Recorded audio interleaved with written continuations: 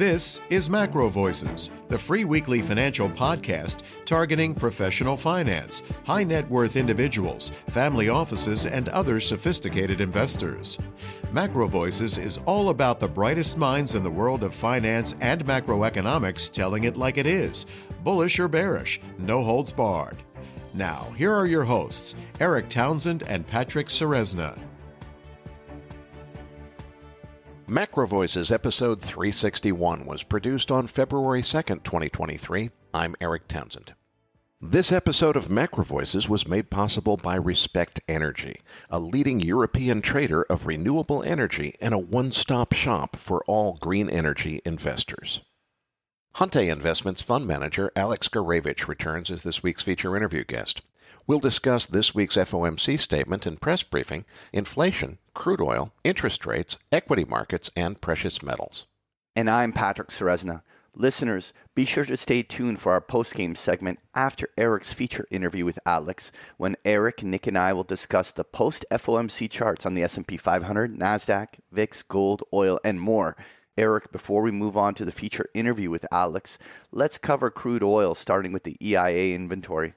EIA printed a massive 4.1 million barrel build this week, and finally, no SPR drawdown. Now, that was against expectations of a small drawdown. Cushing, Oklahoma, building 2.3 million barrels. Gasoline building 2.6 million barrels. Distillates building 2.3 million barrels. U.S. production unchanged at 12.2 million barrels. So builds across the board. This was the sixth build in a row on the EIA data series, and for the last 5 weeks, we've had some pretty significant builds, which normally would be bearish, but the market was just holding on to prices, seemingly ignoring inventory data completely. Well, for some reason this week, the market got the memo. I guess the 6 times the charm or something like that. And perhaps it was OPEC Plus also agreeing to hold their policy steady that helped. But after the inventory, we saw a very, very steep sell-off in crude oil prices. A little bit of a bounce on the FOMC statement, which obviously was more dovish than people expected, and perhaps maybe ignited hopes that the Fed has successfully achieved a soft landing. I'm still a skeptic on that. In any event, I'll discuss crude oil more with Alex Gurevich in today's feature interview. Now, this week's feature interview guest is Honte Investment Fund Manager Alex Gurevich. Erik, why did we invite Alex on as a guest this week? Well, Patrick, Alex is a favorite guest of our listeners. He's a very strong macro guy with a fixed income focus. So we thought on an FOMC week, made sense to get a fixed income guy, and particularly one with Alex's perspective. It's also been quite a while since we had him on the show, so I was keen to get him back on. Erik's interview with Alex Gurevich is coming up as MacroVoices continues right after this message from our sponsor.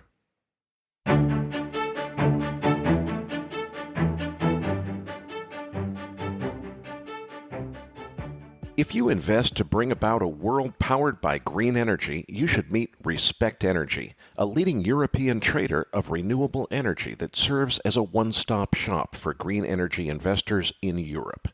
Respect Energy brings together independent power producers, accredited and institutional investors holding assets in renewables, or undertaking investments in new green energy production, such as wind and solar photovoltaic power plants. More than 600 institutional and accredited investors have already entrusted Respect Energy with the sale of their electricity production, portfolio management, O&M services, EPC, and project development. If you want to invest in green energy in Europe with the help of a trusted partner, contact Respect Energy today and ask for a tailor-made solution. For more information, visit respect.energy.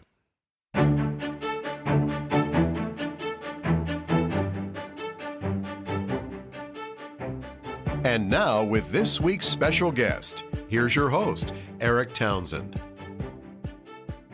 Joining me now is Honte Investments Fund Manager Alex Gurevich. Alex, it's great to get you back on the show on this Fed Day. We're recording on Wednesday afternoon, just minutes, well, maybe an hour after the Fed made their announcement that they hiked 25 basis points as expected. There was also a Fed press briefing, and as Jay Powell began speaking, you actually tweeted in reaction to something he said. Please tell us about that.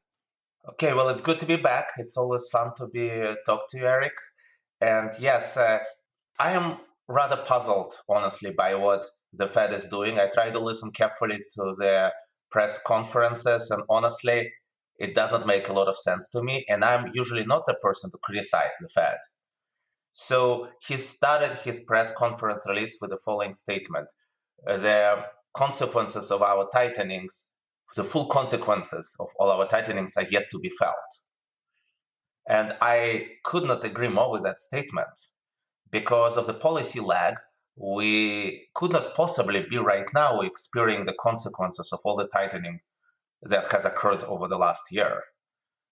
Now, even without the full effects of those tightenings, we're seeing inflation, every possible measure of inflation decelerating and coming down. And the biggest input actually to estimate future inflation is inflation itself. So as inflation is coming down, it creates less and less momentum for future inflation. And meanwhile, the tightening is yet to feed through the system. I'm really stumble. I really do not understand in what possible universe people could be concerned about inflation at this stage and not deflation. And I know I'm sounding very forceful. Everything in the markets is a probabilistic statement. So when I say things with such force and such confidence, all I mean is that one is, in my opinion, more likely than the other. Of course, any of the outcomes are possible. But why people right now worry about inflation more than deflation totally eludes me. Maybe you can help me with that a little. I sure can, because I'm one of them, and I very much value your perspective, Alex. So please help me understand what I'm missing, because here's how I see it: the big wave of inflation, which was the combination of pandemic supply chain effects and changing macro backdrop, created this just super spike of inflation. That's behind us. I don't think it's coming back. But at the same time, I think it's crazy to think you're going back down to 2%. I think we'd be lucky to get down to 4%. And I think, maybe 4.5% or 5% is more likely. And the reasons that I say that is I think the world has changed dramatically. We used to have this globalized world where we got all kinds of cheap stuff from China, and we didn't really have to worry about the fact that it was all coming from other economies where people have much lower standards of living. Now we're moving to a multipolar economy, a multipolar global geopolitical regime, if you will, where maybe China's our enemy. Maybe we're not going to have trade relations with China long term. We're talking about reshoring a lot of critical industries, and I can't see how that's possibly cheaper. Meanwhile, something I definitely, given what you're saying, I really want to talk to you later about crude oil, because I think that the world is out of spare capacity. I think oil prices are set to move much higher. Not necessarily right this instant. We could still see another wave down, but eventually we're going to realize that we're out of spare capacity. Oil prices are an input cost to absolutely everything. So I think that also feeds a secular inflation trend. And I'm not saying we're going to sustain, 9% or 10% or whatever the top of this last cycle was. But I think that there are so many reasons to expect long term that the price of everything goes up as we have to start making things in an economy that has a higher standard of living for workers, and things are going to cost more. Meanwhile, the commitment to saving the environment and arresting climate change is extremely strong, and that's contributing to this trend of greenflation, where you want to change the way we do everything and focus on clean energy instead of cheap energy. Okay, well, that means you're paying more for it, and energy is an input cost to everything. So these are all the reasons that I see a secular inflation trend, and it's not the great big huge one that we just went through that was compounded by pandemic effects, but I don't see how you get back down to 2%. Well, I just to be clear, I'm not talking about going back down to 2%. I'm going into severely negative territory, and I feel it's almost unavoidable in the next couple of years. And I can explain why I think this way, which is, having said that, I think in terms of the things, there are several interesting things, and especially oil. I want to touch on it in much more depth because I think it's one of the most interesting markets right now in the world. I've never been more interested in oil than I am right now, and I'll explain why. And there are many different forces. So the force of deglobalization, I call it like a mid-horizon force. And the force of energy transition. This is a mid-horizon force. I think the longer super secular, incredibly deflationary trend continues. But I think also we are right now heading into extremely strong cyclical deflation. And that's why in my mind, and I will explain what argument in my mind trumps all other arguments. The point is that I'm not an economist, so I cannot break down things and really like separate OER or it's like high now, but it's lagging. And this component and services inflation is still strong and goods inflation is coming off. Like I look at all this analysis, I cannot really add anything to that. You can break it down. What is the component of deflation that was exported from China? Was no longer exported from China, now getting again exported from China with the opening. There's so many factors. But what I do understand is how dynamic systems work. A dynamic system is a system which feeds into itself. That is, the previous condition of the system impacts the future condition of the system. And inflation is like that. So the mistake I made in 2021 in underestimating the inflation spike, what was the mistake? It was not just that part of it maybe not understanding fully the problem with supply chains, right? Many people didn't. What I think I did not understand is that how much the impact of profoundly negative real interest rates that we had in 2021 will actually feed into inflation. And really, in retrospect, you make real interest rates minus 9%, people will borrow like crazy, money will be created. So money was created like crazy in 2020 and 2021. It takes a long time to work through this such insane amount of money creation. And no kidding, it created inflation. Now, somehow that inflation managed to self-arrest before the Fed even started to really seriously come in the picture and stabilize, despite that strong feedback. And that's probably for the reasons you just mentioned, that original conditions for the inflation spike, which had to do with supply chains, resolved. That had nothing to do with the Fed. Fed didn't help it. If anything, raising rates doesn't help to solve supply chains, right? But that somehow got solved. But now what we're seeing falling inflation and tightening policy.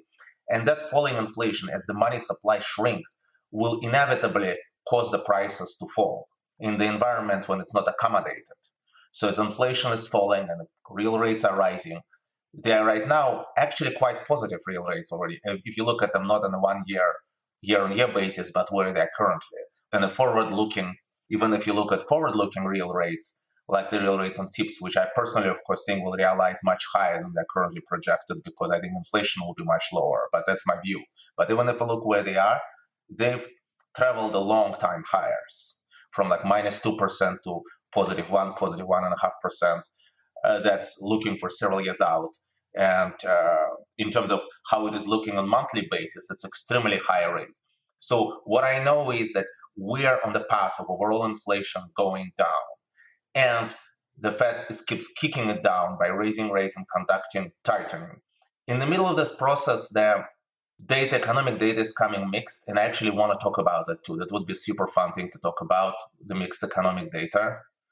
Economic data is mixed, and not everything is straightforward. And for example, right now, the stock market is getting support because Treasury is drawing down ahead of debt ceiling, so liquidity is actually not being hurt too much, but quantitative tightening. But that's like putting money from one pocket into another pocket. Sooner or later, they'll have to restore their reserves, and money supply will start tightening again once the debt ceiling is passed.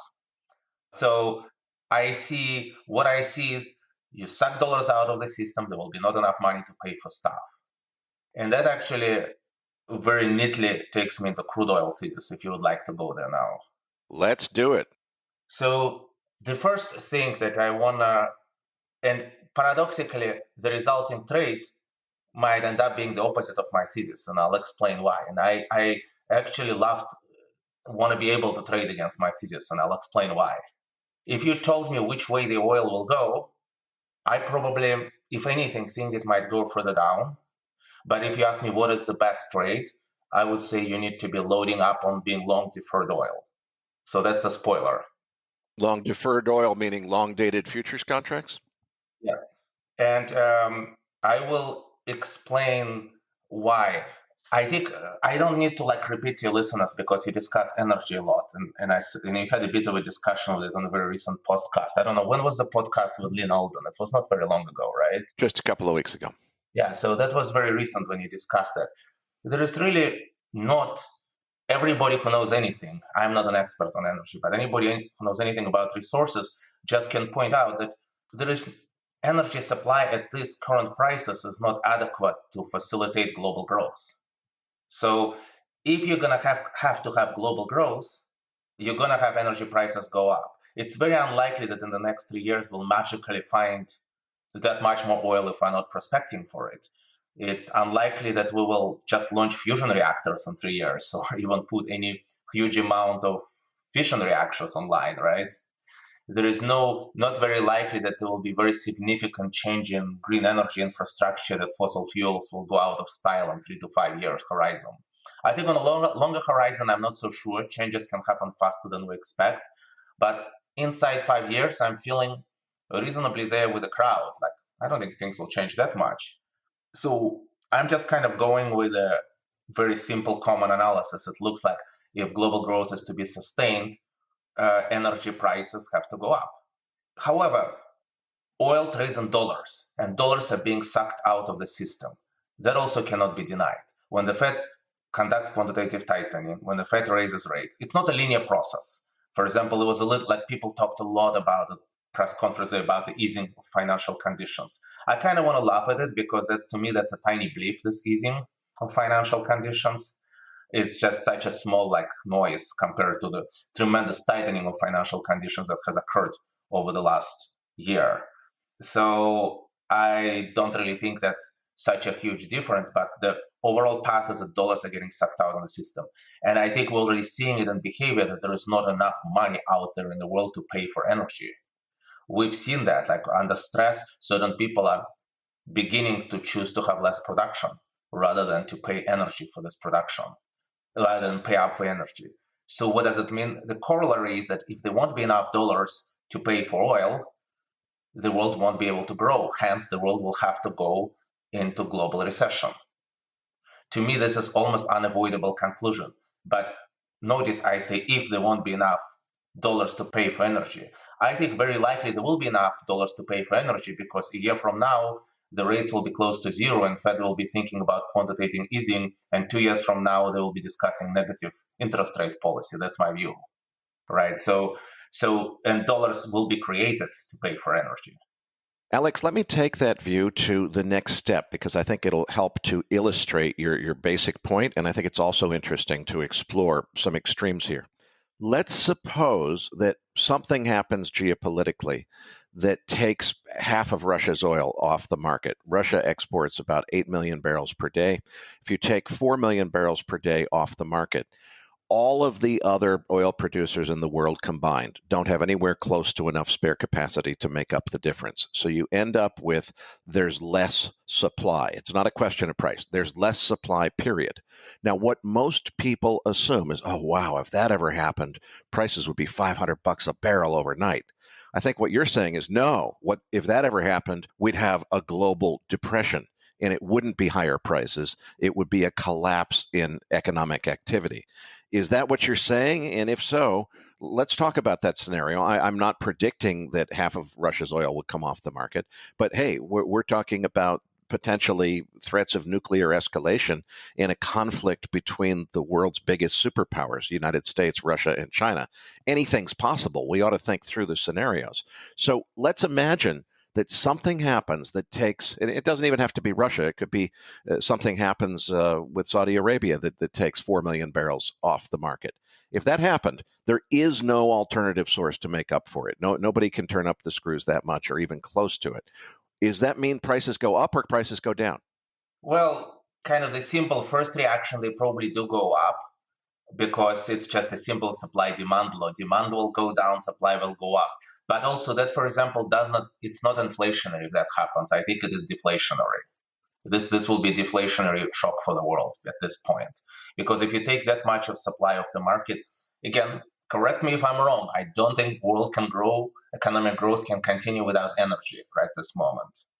Oh, I couldn't agree more with that. And I think we do have a setup here because, I mean, look at you've got a whole bunch of celebrities in the UK are very harshly criticizing and petitioning UK banks to completely cease all investment and lending to support investment in new coal fields, oil fields, natural gas, any kind of energy investment is being decreed as evil.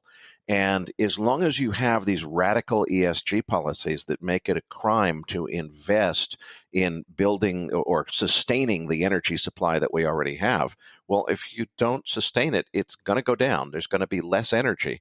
And I agree with you that that means that we don't have the same kind of economic vitality that we would have had in an environment of low energy prices and ample energy. And we're not going to get ample energy no matter what we do at this point. Or I should say, if we want to get ample energy, we'd have to have a complete change of policy and attitude. And then there would be a 5-year lag time before it would actually get there. Yeah, sorry, exactly. This is my point. Even if there was I'm not an expert on politics, even if there was a change in policy, even if there were some kind of radical shifts, either in terms of new technologies or in terms of changes in policies, I don't think they will have a huge effect inside the 5-year horizon. Oh, I couldn't agree more. So we're in a situation right now, and I've said this for almost a year now on MacroVoices, that I do not believe it is possible for the global economy to return to pre-pandemic growth trajectory, to continue growing like it was before the pandemic, for the simple reason that we don't have enough energy for that to happen. And it doesn't mean, oh gosh, energy is going to be more expensive, but we're going to have the growth anyway. It means we're not going to have the growth because there's not enough energy supply to enable that growth, period. Yes, so I guess the difference in thesis, you kind of seeing inflationary pressures in the environment of low growth, and what I see is actually deflationary growth collapse. And I want to get back to that in a second, because the jury's out on that. Either of us could be right about this, I imagine. But I want to talk a little bit about oil more in this context, because when you talked earlier, you said that one of your portions of your inflationary thesis is the fact that oil prices you think will go up and put pressure on overall inflation, which is true to a certain extent. But I have the following philosophical tenet. When you project something economical, you need to use current market forwards. Now, the current market forward for example, oil 3 years out is in the 60s. It's like $67, $68, whatever. It's sloshing between $65 and $70. Now, if you imagine oil being there, let's think through scenarios in which what scenario would make oil be $65 or lower 3 years from now. And I cannot see any scenario that would cause oil to be there where it's currently projected by the market, which does not involve at least a recession and a deflationary recession. Because any inflationary environment I can imagine would also imply oil price being much higher. And I don't know if you agree with this or not. Hang on a second, Alex, because this is something where a lot of people have differing opinions. Some people think that commodity futures markets, when you look at long-dated contracts, are predicting what the future price is going to be. I'm very much in the other camp myself, which is I don't think it's a prediction of future prices.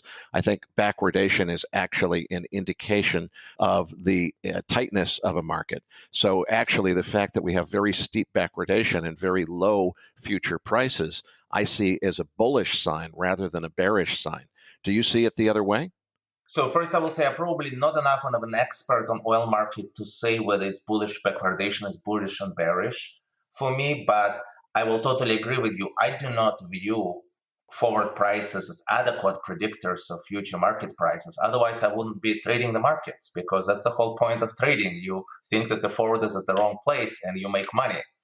So in fact, I've been actually talking in a while about how interest rate futures have negative predicting power. That is, forward interest rate futures, typically the higher they are, the lower they end up, and conversely. I've written about this even in my first book, The Next Perfect Trade, about the negative predicting power of futures. So that would probably be very much aligned with this view that you are espousing regarding oil futures. I just didn't study oil futures in the same way, but it sounds about the same kind of similar idea in certain ways. Now, what I'm trying to say is that in the end, of course, my goal is not to be right about economics, but to make money. And what I was trying to say more like, look at the contract. I can buy a contract at 68, 6, 67, $68 for oil about 3 years from now. How am I going to be wrong? In which scenario? To be wrong, it has to be considerably down. I don't care if it's $1 or $2 down. So let's talk about in which case oil can end up being at $50 or $60 a barrel 3 years from now.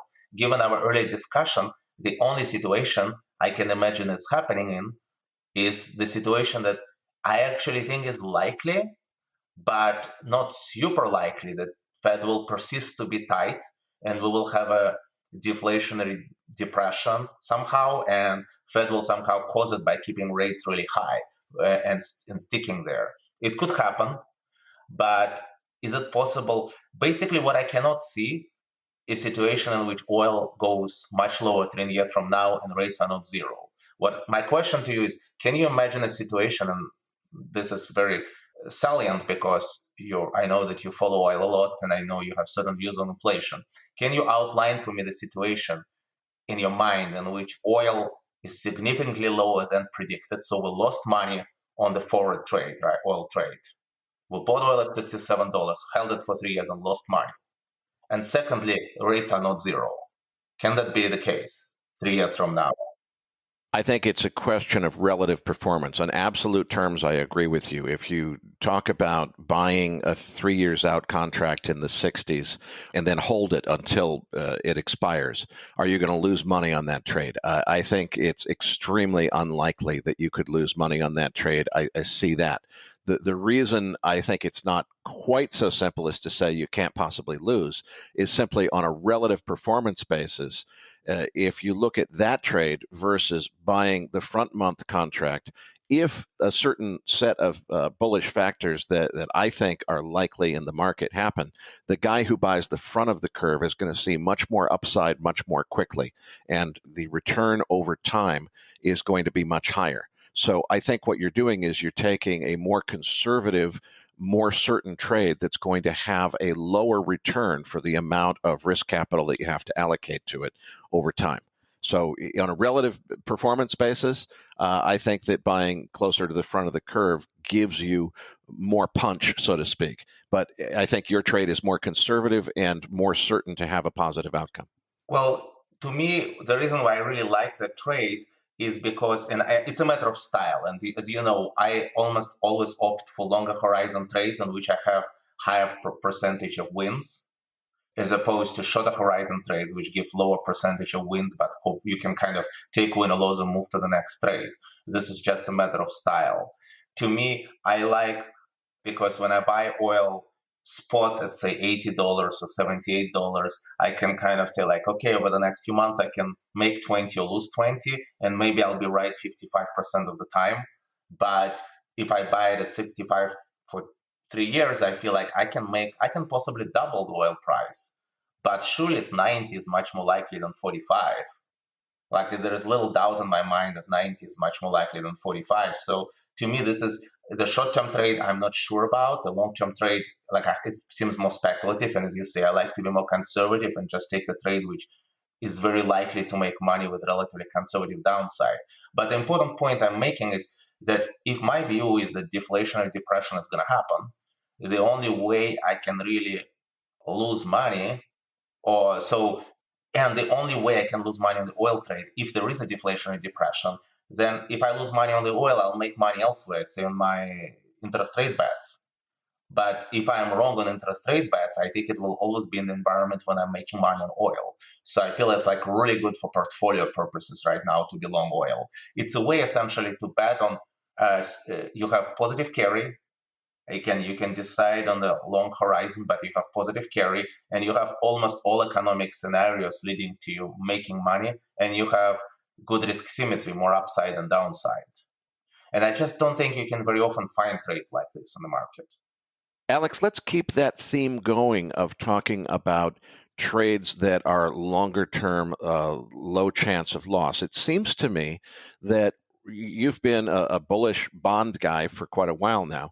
We're at not necessarily the exact top of a hiking cycle from the Fed, but we got to be close to it at this point. They've gone from 75 to 50 to 25 basis point hikes. Maybe there's more hikes coming, maybe there's not, but it's not like we're only halfway there. So is this a time when you want to buy bonds because, hey, the top of the hiking cycle has to be the time to buy bonds? And if so, which bonds do you buy? How far out on the curve? Because the Fed's only actually directly controlling the very front of the curve, but you like longer term trades. So are you buying the 10-year? Are you buying the 2-year? I mean, what do you buy? And is this Fed cycle an appropriate signal to be trading off of in terms of this is a good time to buy bonds? Well, first I will say I don't remember ever having an inverted curve and not being a good time to buy bonds. Okay.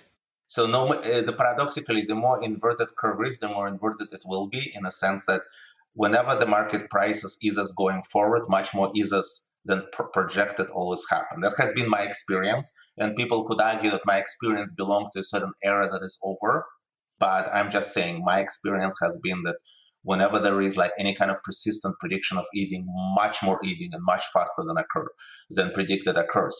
So probably, like as you say, in terms of relative performance, I would be long 2 or 3 years out, because that's when I think rates will hit zero personally. But I think it's safe to be long any portion of the curve. Not safe. Safe is not a good word, but I think that's the right trade. And honestly, in my opinion, the mother of all bond rallies is just beginning to wrap her eyes and starting to wake up. If I wanted to put one trade on right now, which is, look, for the next 5 years, it seems like this is a good time to be going long fixed income for the next 5 years. If that's my objective, how far out on the curve do I go? What maturities do I look at? And why don't we expand it beyond that to, okay, is it just in treasuries? At what level of risk do I want to be exposed to the bond market? Is it corporates? Is it treasuries? Where do I want to be? Within your question lies the answer. I kind of like buying 5-year bonds, if that's what you want to do, as much as you possibly can.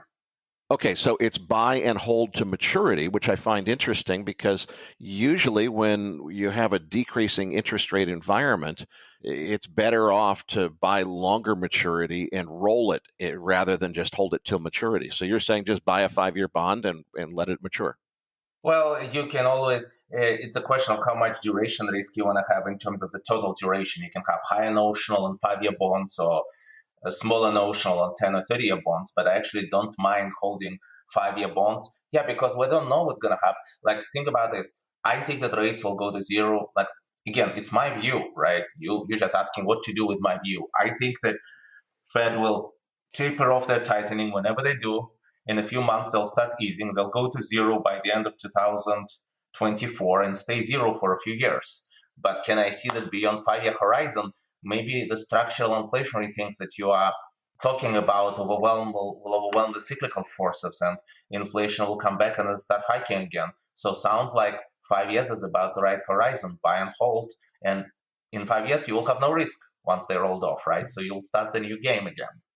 Alex, I want to go back to your tweet earlier. You said jokingly, okay, Jay Powell, you ain't kidding that we haven't felt the impact yet of the Fed's tightening cycle. What is the impact going to be? How is this going to affect the economy? How long will it take for that to be felt? And what's that feeling going to be when we get it? Well, Eric, I'm had to revise kind of my thinking about the subject a little bit in the last few weeks. And I think a lot of us have to revise it, because what occurred was not exactly the playbook that Fed suggested in 2021 and even 2022. And one of the things that was alluded to in this call and questions that the job market remains very robust. So the playbook is the Fed raises rates, then first domino to fall is asset prices. Check, we've done that. Second domino is economic activity slows down. Kind of check, though economic data is mixed. It's slowing down, but not yet showing kind of a broad catastrophe, right? Third domino supposed to follow is employment. And the fourth domino, inflation. This is how like the playbook goes. Now, what we're seeing is that the domino of employment is just refusing to fall. I mean, I don't know what the report is going to be this Friday, but even if it is weak, it could be due to weather. But overall, there is just no broad weakness in the labor market, no matter how you look at it. There might be some signs if you look carefully for some weakenings here and there, but there is really not yet broad weakness. Meanwhile, we had the other things. Meanwhile, inflation is heading down pretty rapidly. So what is really happening there? And I started to understand that how do you slow down economy through raising interest rates? By putting pain on people who have low cash balances. But in 2020, 2021, the cash balances for pretty much everybody got pretty high because there was so much cash distributed. So when people have strong balance sheets, raising interest rates is not hurting people very quickly. In fact, they're beginning to earn more interest on their accounts. Maybe not so much on the checking accounts, but here and there, people can start earning more interest in their cash balances. So we're not seeing that kind of consumer pain that would eventually lead to sharp recession and unemployment. We're seeing like certain areas having pain, but certain areas aren't. That's why we're not seeing this broad crisis, which is interestingly why I think this recession will be much deeper, because Fed has no incentive to react quickly and fix the crisis. It's more like a slow brewing. So what I realized that probably the first domino to really fall will be inflation. And then, so instead of crushing employment, what they will do, they will crush inflation. They will create a deflationary shock that will eventually, as real rates go up and real wages go up, it will cause people to change their behavior, both in terms of hiring, in terms of taking out loans, in terms of reducing the sizes of their balance sheets for people who have a choice to do so. That eventually it will cause economic pain and payment and employment side. But that is still a bit away. That is paradoxically in this cycle, inflation is the first shoe to drop. And that's why I think it's going to be much more pernicious situation than people think, because what's first going to happen, we're gonna have something like this. Inflation will be drifting down, but we know that takes a long time for inflation to drift down from 9% to zero. So it's going to be step by step. And all the while, economic numbers are mixed. So there is no reason for Fed to panic. And employment numbers remain strong. No reason for Fed to not only panic, but even stop tightening. By the time they realize that we're heading towards deflationary catastrophe, they'll be too late. There'll be no way to stop it, because when inflation was already negative, you're in liquidity trap. And then it will start hurting economic activity like it did in Japan. I think the situation is probably more similar to actually how we headed into Great Depression in the 30s. In the sense that I think there was a history there of Fed actually raising rates and slowing down economic activity. And I think that's kind of what is happening right now, what is brewing. Let's talk about hard assets, and particularly gold, because if I look at what's going on now, there's been, just since interest rates peaked back in early November, there's been this meteoric rise in the price of gold, and it looks on the chart like it's set to continue. But if I'm understanding what you're saying, the reason this, I think, is happening is because we've got real interest rates coming back down. But if you're saying inflation is going negative, and we're not going to see deeply negative nominal yields, then you must expect, or I'm guessing you would expect, that this gold rally would reverse at some point as the market realizes that inflation is going to collapse completely? No, I don't think so, because I think, again, Lynn Alden pointed out at the last podcast that while gold might be driven to some extent to real interest rates, I don't think it's completely beholden to them. I feel that the hard asset rally is for real. And I think that honestly, gold rising from 1700 to 1900 is nothing yet. I think we will see $3,000 gold in the cycle. Wow. Okay. And what's the driver? It's not negative interest rates, obviously, given your other views. So is it geopolitical risk, or what gets us to $3,000? Well, when people see that when the Fed is forced to reverse and start adding liquidity, I think because the gold still operates, I think hard assets like gold are kind of prescient.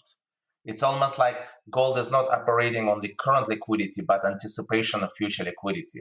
Gold is kind of, you're seeing gold like an oracle who sees there is money on the horizon. It might be a year from now, but the wall of money is coming, because there will be no choice for the Fed but to start printing money again from year from now. I think that's what the gold is telling us. And the moment we see interest rates cuts start, and the moment a new conversation about QE, starts, and I don't see those things as at all avoidable, I think we're going to have a big rally on this cycle. And honestly, gold did pretty well at the end of tightening cycle of 07, 08. And that was not a peak gold. I think peak gold was like in 2011, if I'm correct, right? Yeah, I don't remember the exact date, but Something like that, right? So gold did really well through tightening cycle through 2004 to 2007. It had some volatility, but then it proceeded up to make new highs. And I think we're kind of set. This is, I think, the setup. It might do well at the end of tightening cycle. It might be a little shaken up if we're really having like a sharp asset collapse, but we might not get that sharp asset collapse because there is no systemic over leveraging and stress. This is more like a slow eradication of excess cash, which Fed will have to counter. And as the Fed starts countering it, gold will be the thing to buy. So I think I'm honestly inclined to think I have more confidence in oil than in gold right now because there are more underlying like demand that supports oil, right? But also, I think it has all hard assets have pretty good upside from here. now, if I think about how the gold market used to work, 10, 15 years ago, the very widely held belief among investors, the gold equities, the mining shares tend to lead the metal higher because the smartest money knows what's coming and they're diving into the mining shares before the metal moves higher. If anything, what we've seen is an incredible, just vibrant rally in the price of the metal. And the mining shares are lagging way behind in terms of percentage appreciation. What's going on there? Well, that would be going into mining analysis. I think there is maybe certain amount of, mining sector could be hurt somewhat by the funding costs, right? Because they do need to do long-term investments and the interest rate cost is a big portion of that. This is the sector that, as far as I understand, stepped on its own feet quite a bit. There was a lot of like wrong decisions made by I'm not talking about specific gold miners, but by the sector. But I think that there is a great opportunity in the sector. Alex, we're speaking just an hour or two after the Fed released their press statement. We saw a spike up, which is what we saw on the last inflation print, and it took us just briefly over the 50% retracement level of the entire move down from the 4,800 highs down to the bottom. We're just about 50%, and actually, as we've been speaking, it's come back down below that. What's going on here? Are we about to move even higher on stocks, or what's driving it? Well, as I have mentioned before, asset prices are driven a lot by liquidity, and the liquidity situation is currently positive, partially because of technical factors, and partially as the market will perceive the Fed to be more dovish, which personally, again, as we discussed, I think is unavoidable. There will be some tailwind to stock market, but on the other hand, there will be headwinds in the next few months coming from this liquidity situation, specific liquidity technicals reversing, and at the same time, the background of quantitative tightening for as long as it goes, the background of rising real interest rates will probably put some pressure on earnings and on growth. So there is a lot of like two-sided scenarios. I think I would probably go outside the US, more likely to Europe to invest in stock markets, like to be heavily long stock market, if I had to be long stock market. My personal stance is somewhat cautious on stock markets. I think at the last time when I talked to you, we talked about my indicator, which is interest rate momentum, the change in 10-year interest rate yield over 2-year horizon. It's still negative, but it's improving pretty rapidly if you look at those charts. So the outlook is improving, but that's an outlook for 2 years from now. Meanwhile, a lot of bottoms can be hit between now and then. So I still kind of feel like with regards to stock market, if you really love something, you want to own it, but I would not stretch right now with this rally personally. Well, Alex, I can't thank you enough for a terrific interview, but before I let you go, please tell us a little bit more about what you do at Honte Investments. You're a fund manager for our institutional and accredited investor audience who are able to invest in hedge funds. How do they contact you? And also, just give us a reminder, your last book was called The Trades of March 2020. What's in the book and what can people expect to learn from reading it? Correct. So yes, so my website is www.honteinv, INV like invest, right? honteinv.com. and where you can find most of information about our fund available to public. And if you are qualified, if you pass the legal requirements, you could go inside and get more information. And you can also follow me on Twitter at Gurevich23. And on Twitter, I also have links to my website and to any publications. My most recent book, which came out about a year ago, is called, as you said correctly, The Trades of March 2020. And it delineates my experience of trading through the events of the early pandemic. Kind of like I compared it for a medical student, a chance to step into the operating room and see what is really going on with live kind of real-time chats. What were people saying at that time? Actual trading records, what was happening, all the commotion, all the amazing things. I think people might particularly be interested in reading what I wrote at the end of the book about implications of liquidity and how that played out, and see what things I've been wrong or right about in terms of my perception of the post-pandemic world. That would be, I think, and I am not at all claiming that you will find me being right. You might laugh at some of the things I said back then, or you might find some of them interesting. But I think that that moment in history was so important and so kind of formative for any trader. It would be very interesting to revisit and think about trading through the crisis. Patrick Serezna, Nick Galarnik, and I will be back as MacroVoices continues right here at MacroVoices.com.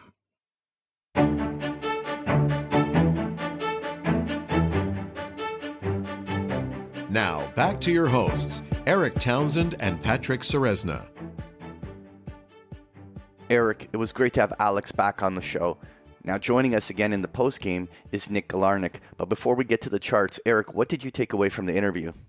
Patrick, I think Alex's bearish scenario for crude oil prices really bears a lot of consideration because, frankly, the scenario where it turns out that we've just got plenty of oil and there's no problem or something, I just don't see how I could possibly be that wrong about reading this market and this situation in terms of the fundamentals.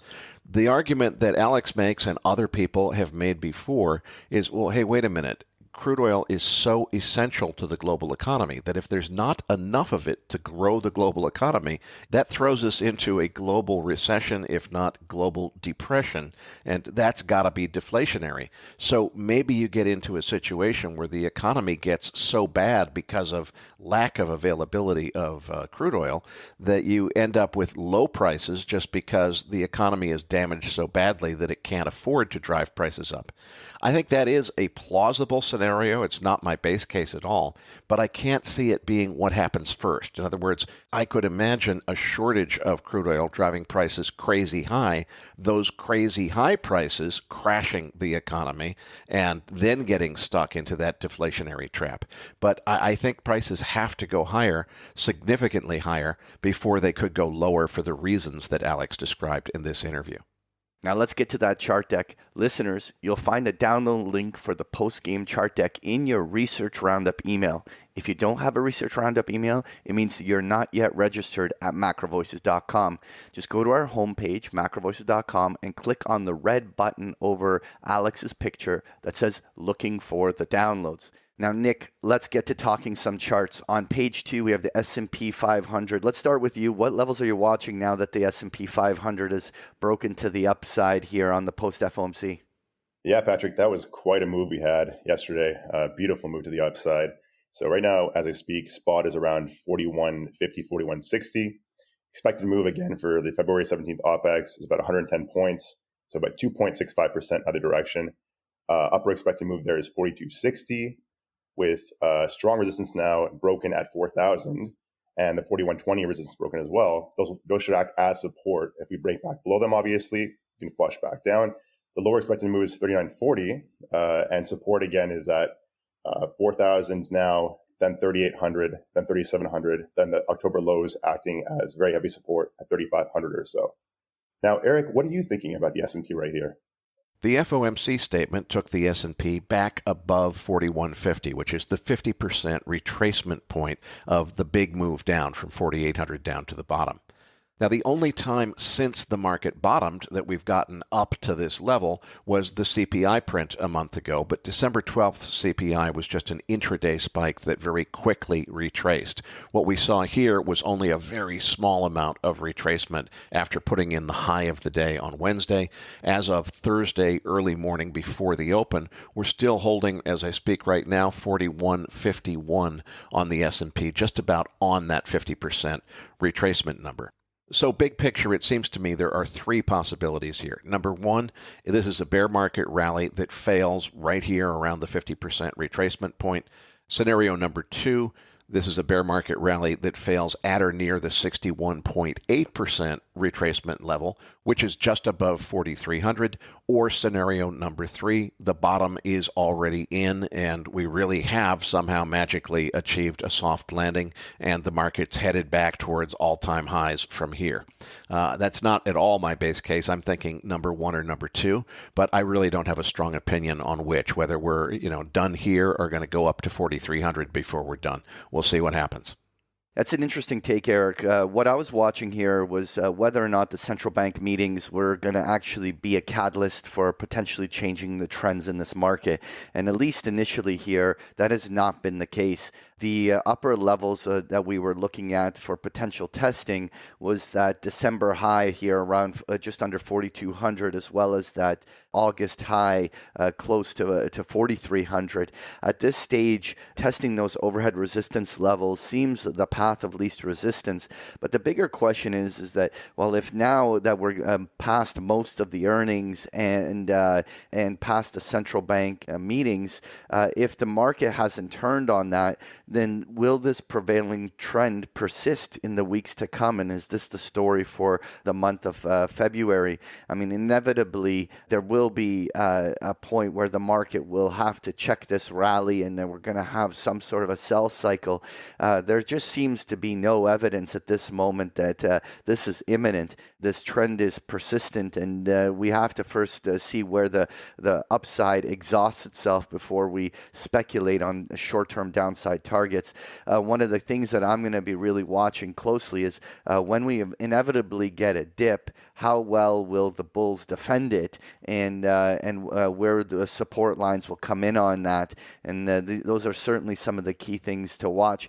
Now, moving on here, Nick, I have the QQQ NASDAQ on page 3, and it broke that December high and certainly has come to life. What do you make of this? Yeah, so as we were saying before, this rally is pretty strong. And I mentioned last week that I thought we'd touch that 310 area, which is there's a gap fill on the chart from September-ish at 310. I believe it's like 84 or something like that. And we're almost there right now. We're at 306 as we speak. So again, looking at the February 17th OPEX, we see spot Qs 306. Expected move is about 12 points in either direction, which is about 3.9%. Now, keep in mind, we've already had Microsoft report, which was pretty poor overall. Tesla beat on the top and bottom. Free cash flow came in a week. Meta came out last night, beat on revenues, light on EPS, but they issued a $40 billion buyback, and that was a huge salvo to the bulls right there. It's up 20% as we speak right now, which is a crazy move for a company as large as Meta, right? Tonight we have Amazon and Google, so that should dictate where we finish off the week. But as of right now, that 310 area is what I'm looking at. Beyond that would be 320, then 330, obviously, which are the previous highs from September and August. Now, right now, the expected move, upper expected move for February 17th is 317.50 or so. And the lower expected move right now is 393.50. Keep in mind that now, if we hold this level, the previous resistance of 296 should act as support. So that should be support followed by 280, 260, and then 254, which are the October lows. All right, let's talk volatility here, Nick. And one of the interesting things on page 4, I have that chart of the VIX, is that we have now broken all of the 2022 lows. I mean, there was on the first days of January of 2022, some of the low prints actually near 16.5. But we're now in the territory of heading back to 2021 lows on the VIX, which were actually when the market was still in an uptrend. I'm finding it actually quite surprising how low volatility has collapsed here. What do you make of all this, and what levels are you watching? Yeah, so I'm always watching the VIX, and seeing it break that 18 level, I don't know, it's very surprising overall. But again, these bear market rallies can last longer than expected and can burn a lot of the bears in the process. You know, I've noticed a lot of people that I've been speaking to have been shorting the market here, and it hasn't worked out too well for them overall, right? So the spot VIX is about 17.6. Expected daily moves in the broad markets are about 1.1%. And as you mentioned, we're seeing the lowest levels in the VIX in over a year. However, it's important to remember that when we look at the charts of the VIX and it bases at the lows, it typically breaks back to the highs pretty fast, you know, within a month or so. So as you were saying earlier on our discussion on the NASDAQ, it's possible that we do get a pullback at some point. It could be a very rapid pullback, and that could cause the VIX to spike as well. But again, the trend is your friend, and you got to watch the VIX and the S&P and the NASDAQ and see where everything is going, essentially. Now, moving on to page 5, we have the US dollar, which broke to a new low post FOMC. What are your thoughts here, Erik? Well, Wednesday's closing print looks ominous, to say the very least, like perhaps a new leg lower in this dollar correction or dollar bear market as it's turning out to become. But FOMC days are also infamous for creating head fakes that reverse within a day or two. So far, it hasn't reversed as of early Thursday morning, but let's wait this out and get a few more closing prints in before we decide for sure that we have a new leg lower in this move down on the dollar. Yeah, it is actually really interesting that the dollar broke to a fresh low. It's not that the trend that is not going to remain in play, but usually such an overextended move in the dollar often has some form of a reaction, some mean reversion, some sort of a bounce, just to check the decline in the dollar. And this seems to continue to be incredibly persistent.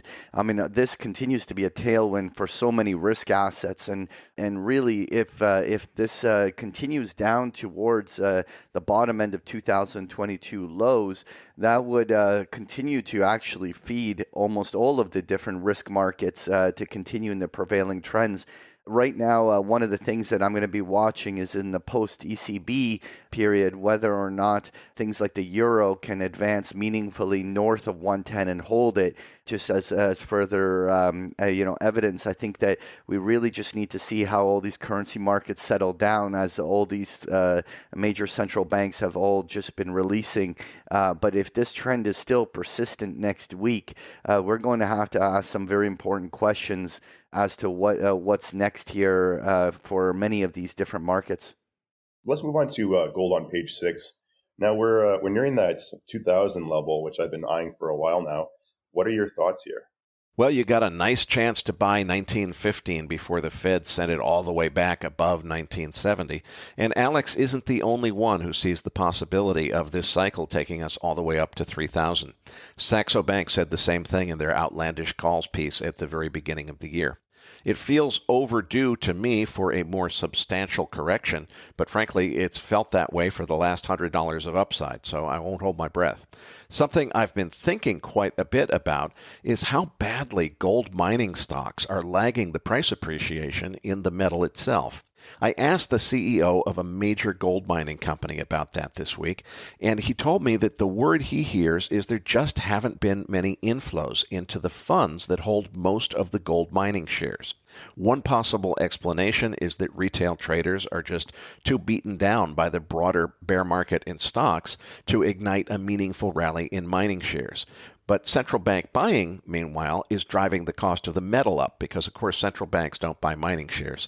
They buy the metal. And it's speculative investors who want the leverage that they get from buying the mining shares who tend to buy the stocks. So it certainly makes an argument that the mining shares are the better buy here and that they will eventually catch up, especially if it turns out that my third scenario is right and we really have seen the bottom of the stock bear market. I think that's unlikely, but if it were the case that we're headed to new highs in the S&P and we're going to get an economic recovery from here, then certainly there's a long way to go for the miners to catch up to the metal here.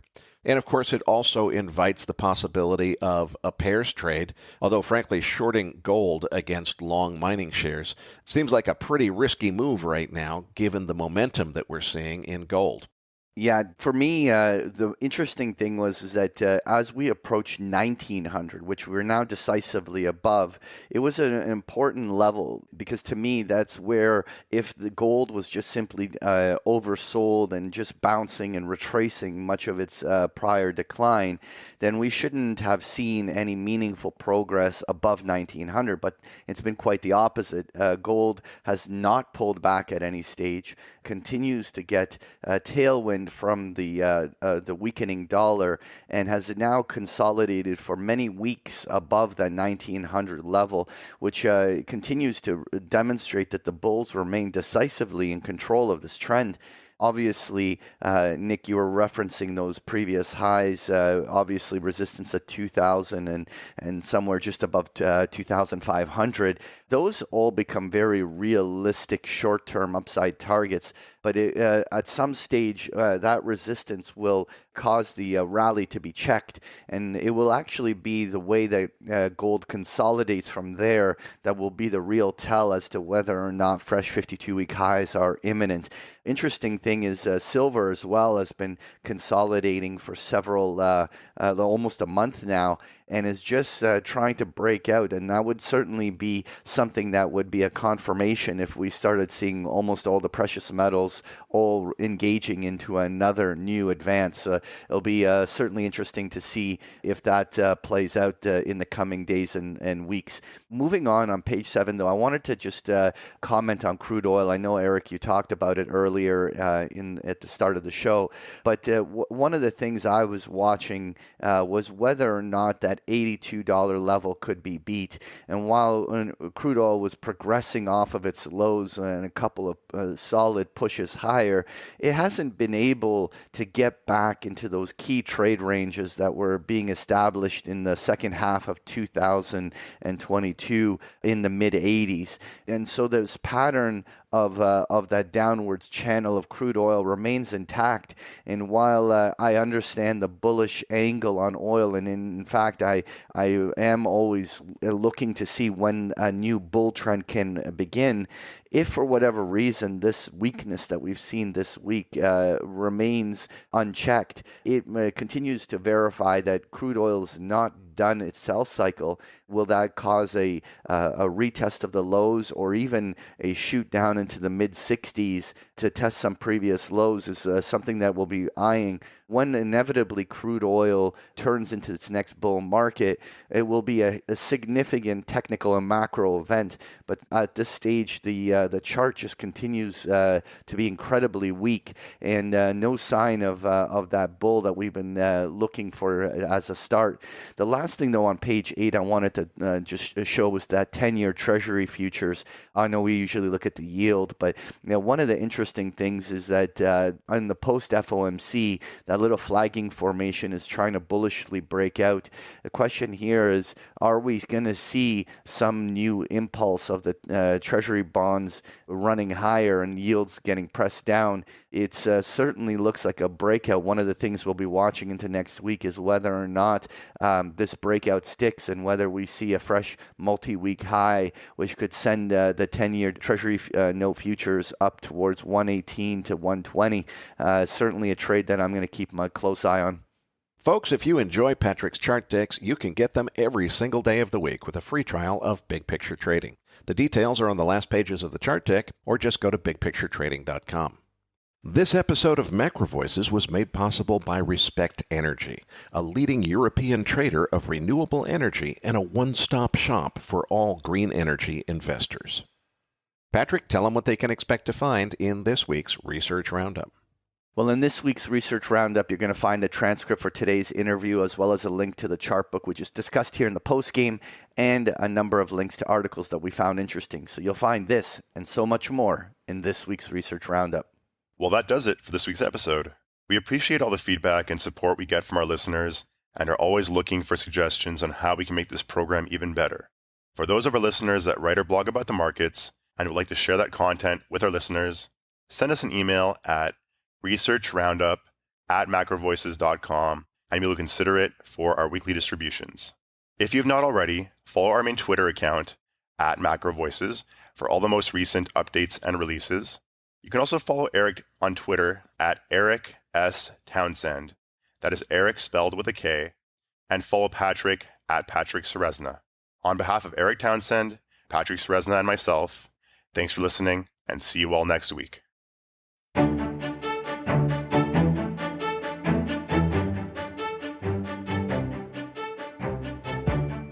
That concludes this edition of MacroVoices. Be sure to tune in each week to hear feature interviews with the brightest minds in finance and macroeconomics. MacroVoices is made possible by sponsorship from BigPictureTrading.com, the Internet's premier source of online education for traders.